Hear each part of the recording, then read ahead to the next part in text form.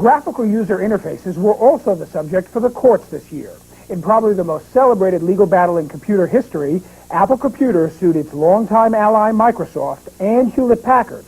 Apple accused the two of selling a graphical user interface that looked too much like the GUI on the Macintosh. Apple claims that such things as the trash can and the overlapping windows were too similar in Microsoft's Windows and HP's new Wave programs, which employ icons and pull-down menus like the Mac.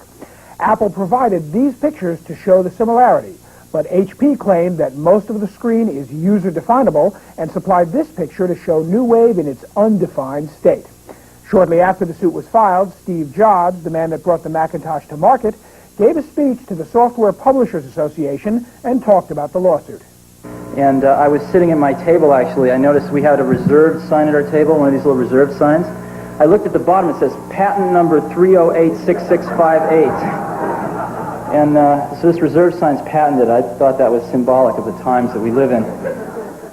One can say on one end of the spectrum that the actual bits used to make that trash can are copyrightable.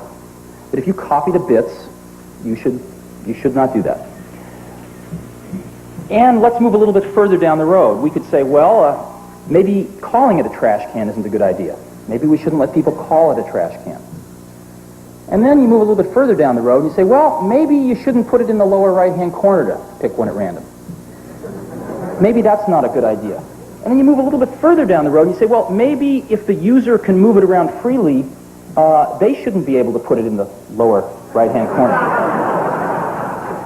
And then if you move down the road a little further, maybe you should say, well, even if you have a different icon, you shouldn't provide an icon editor with your system because somebody could change that icon to look like a copyrighted icon and move it in the lower right-hand corner.